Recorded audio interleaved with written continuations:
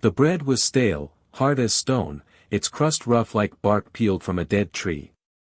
But the girl's hands, though small and scraped raw by wind and gravel, broke it gently in half. Her fingers trembled as she held it out, not to a man or woman, but to a one-eyed, limping dog with ribs like fence rails. He watched her, uncertain, as if the world had trained him not to trust outstretched hands. She crouched, offered again. "You can have my bread," she said, voice hushed. "I already dreamed of eating it." The dog inched closer. Then, like smoke slipping into a broken cabin wall, he took the bread and vanished into the alley shadows. Sadie Bell stayed crouched long after the dog was gone, letting the hunger sit inside her chest like a hot coal she could not spit or swallow. The morning sun hadn't yet cleared the ridge, and Hollow Creek still wore its frost like the bitter memory of a lost prayer. She rose and dusted the hem of her too-short dress. It had once been pink, but now it was all dust brown and threadbare, stitched at the waist with horsehair string. The church bell rang twice. Behind her, the town stirred. Doors opened like yawns. Boots scuffed across boardwalks. The butcher sharpened his cleaver with a sound that split the cold air. Sadie tucked her hands under her armpits and walked toward the center of town, passing the church steps where she sometimes slept when no one chased her off. Today, Mrs. Whitlow stood at the steps like a warden guarding heaven. "That little one's still skulking round," the woman hissed to her friend. Her voice carried like smoke. "I told the preacher last week, she ain't no orphan. Or if she is, she's that way for a reason." Sadie didn't look up. She'd learned that lesson early. Don't meet eyes. Don't speak unless asked. Don't eat where you can be seen. Turn your eyes down, girl. Mrs. Whitlow barked. Sadie turned them down. Her stomach growled loud enough that the older woman flinched. The friend leaned in and whispered, she ought to be sent away. Or apprenticed to the tanner, at least. Sadie moved faster, slipping past the dressmaker's shop, then the bank, where her reflection caught in the window, all bones and dirt and hair like dried straw. No shoes. Her feet were calloused enough not to bleed now, even when she stepped on glass or thorns. Behind the saloon, the cook tossed scraps to the dirt. A heel of bread, green at the edges. A few cold beans. She waited until he went inside, then rushed forward like a bird to crumbs. She knelt, tore off the mold and tucked the crust in her pocket. From the far end of the alley, someone watched. Elias Boone stood beside his horse, one hand wrapped around the reins, the other gripping a flask he hadn't yet opened. He'd been watching her for a while, not out of pity, but out of something older. Memory, maybe. Or guilt. His face was hard, half-shadowed beneath his wide-brim hat, his cheeks rough with gray-streaked stubble. A long scar cut from the corner of his right eye down to his jaw like lightning that had tried to split him. He didn't say a word. He watched her give up her only meal to a stray dog, and his hand twitched once at the flask. Sadie didn't see him. She never looked up high enough to see grown men. She turned and walked down to the river, where the willow trees bent over like mourning women. That's where she washed, her hands, her face, her shame. She hummed to herself as she scrubbed the dirt from her fingers, a tune with no words, the only thing she remembered from her mother. If she still had a mother. A leaf floated down beside her. Then another. She looked up. Across the river, beneath a cedar tree, stood a woman draped in red and earth-brown cloth, hair braided with bone and feather. She did not move. Did not blink. Her eyes were deep-set, face lined with more years than Sadie could count. Around her neck hung a medallion of some kind, round, flat, engraved with a sun. Sadie stood. She felt no fear. Only a strange, quiet warmth. The woman raised one hand and tilted her head once, slowly. Sadie mirrored the gesture without knowing why. Then the woman turned and vanished between the trees, silent as smoke. That evening, as the sky burned orange and blood red, Sadie crept behind the blacksmith's forge.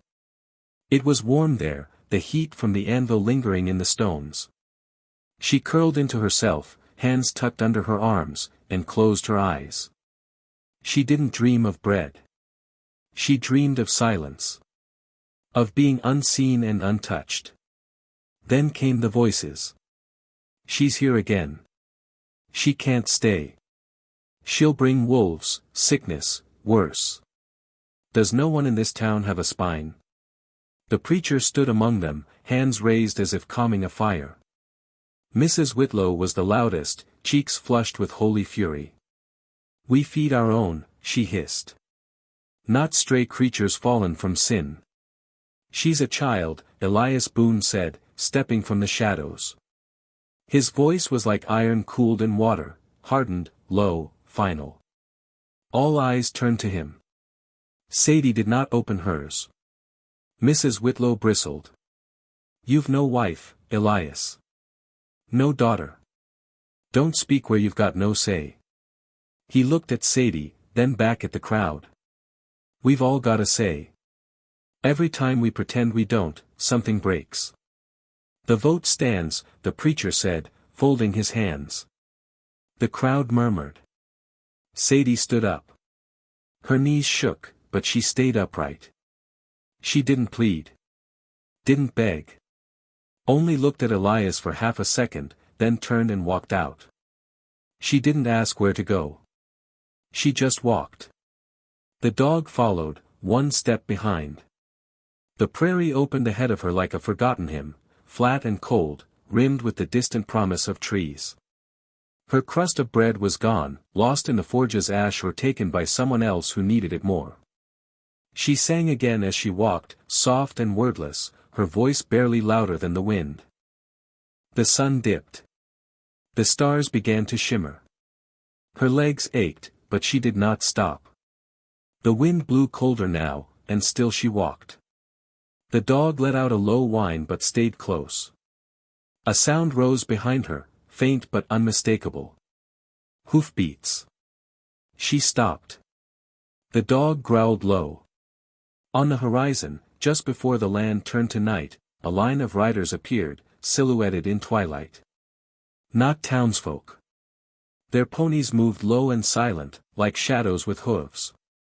Feathers flicked in the wind. Spears and bows strapped to their backs. And at the front rode a figure draped in red and earth-brown cloth. The same woman. The same eyes. Sadie didn't run. She simply stood, the wind whipping her dress around her thin frame, and waited. The hoofbeats slowed. The riders drew closer. And one of them reached down, slow, gentle, and lifted her from the ground as if she weighed nothing at all. She didn't speak. She only curled into the warmth of the woman's chest, the smell of cedar and smoke filling her lungs. As the riders turned back toward the hills, Sadie looked once over her shoulder, back toward Hollow Creek, the town that had cast her out like broken bread. And then she closed her eyes. The ride into the hills was quiet. Sadie did not ask where they were going, and no one told her. There was something sacred about the silence, something weightier than fear. The hooves of the ponies barely made a sound across the packed earth, and the air around them grew still, still like the inside of a prayer. The woman who had lifted her was old but strong, her arms firm beneath the folds of her deerskin shawl.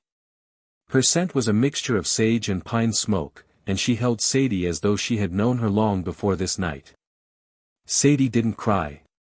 She just listened, to the breathing of the horses, to the howl of a distant coyote, to the whisper of wind curling around the hills like a mother's hand smoothing a child's hair. By the time they reached the ridge, the stars were loud in the sky, scattered across the black like salt on leather. A fire was already burning in the center of a small camp, just 6 shelters made of buffalo hide and willow poles, shaped like the wind had built them. Figures emerged, men, women, children, but no one ran forward. They watched, steady-eyed and unmoving, as the old woman climbed down with Sadie in her arms. She set the girl gently near the fire, then stepped back and said something in a tongue Sadie had never heard before. It was soft and rhythmic, like water falling over stone. One of the men nodded and handed the woman a bowl of stew. Steam rose from it in curls. The woman handed it to Sadie without speaking. Sadie hesitated, then accepted it with both hands. She waited. The woman gestured, "Eat." The first bite burned her tongue. The second burned her throat. The third made her eyes water. Not from heat, but because she could not remember the last time food had made her feel human. Across the fire, a boy watched her. Older than her by maybe a decade, with high cheekbones and a sling around one arm. A gash marked the side of his neck like a rope burn. He didn't blink much, just studied her like she was something wild that might break or bite. Sadie lowered her eyes. The dog, her dog, now, curled beside her. No one seemed to mind. Later, when the bowl was empty and her head began to nod with sleep, the old woman returned. She laid a folded blanket across Sadie's lap and touched her forehead with a hand as dry and soft as a deer's nose. "Nahe," she said, pointing to herself. Sadie blinked. The woman repeated, slower this time, "Nahea." A name. Sadie understood. She pointed to herself. "Sadie," she whispered. Nahea tilted her head, thinking. Then she shook it. "No," she said. "Tally." Sadie frowned. "Tally," Nahea said again, tapping her chest. "Means young blossom. Still closed." Sadie didn't argue. She didn't have the strength. And somewhere deep inside her, she felt the name take root. Not in her mind, but lower. In the part of her that kept secrets even from herself. The next morning, she awoke to the sound of water splashing. Women were washing hides in the creek that ran behind the camp. The boy from the fire, Dakota, she learned later, was perched on a rock, sharpening a knife with one good hand. When he noticed her, he nodded once. No smile. Just acknowledgement. She nodded back. Nahea gave her tasks, small ones. Collect kindling. Hold a pot steady while water boiled. Stir dye for leather cords. Sadie did them all without complaint, and when they handed her food, she always took only half and tried to offer the rest back. Sometimes they refused. Sometimes they accepted. But no one mocked her for the gesture. In the town, every kindness had been a bargain. Here, silence was a language of its own. Each night, around the fire, they told stories, not with words, but with hands and eyes and smoke. The children danced. The old men sang. Nahea carved shapes in the dirt with a stick and the others leaned in close, nodding. Sadie didn't understand the words, but she understood the shape of them. They were stories of beginnings, of rivers found and battles survived. Of spirits that whispered in the wind. One evening, after the fire dimmed and most had gone to sleep, Dakota sat beside her. His arm, still wrapped in hide, rested on his lap. "Dog yours?" he asked in halting English. Sadie nodded. "He followed me." Dakota smirked.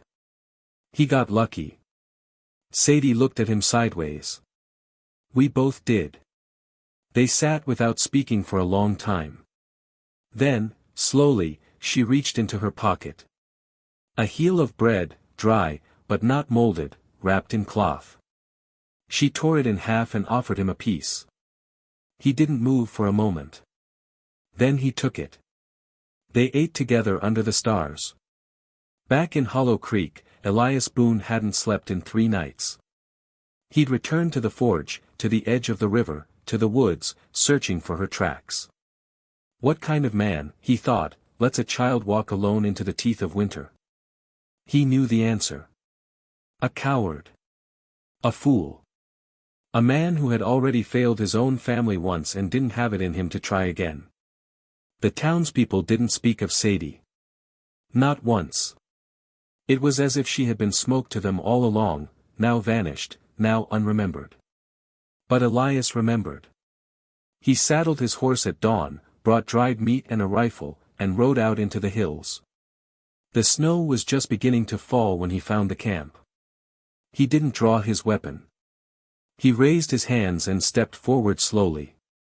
A half-dozen warriors stood between him and the fire. Bows ready. Spears in hand. But they did not move. They only watched. Nahea came forward, her gaze unreadable. "I came for the girl," he said. Nahea stepped aside. Sadie stood there. Different. Stronger. Braids in her hair. A strip of red tied around her wrist. Barefoot, but not cold. Not anymore. "She is not yours," Nahea said. Elias bowed his head. "I know." He looked at Sadie. She looked back at him, not with fear, not with hope, but with a question. "Why now?" she asked. Elias bowed his head.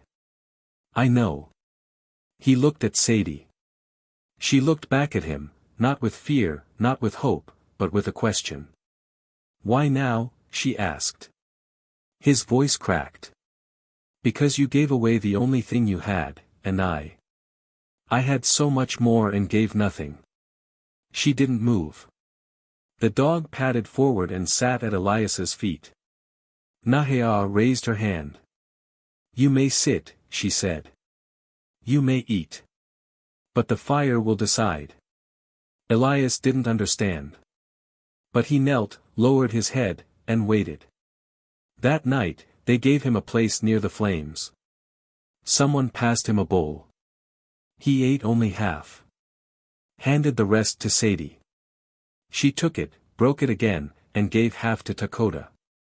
The fire flickered. The wind stilled. Nahea smiled. In the days that followed, Elias worked beside Dakota mending traps. Sadie helped tan hides with Nahea, learning to dye with berries and bark.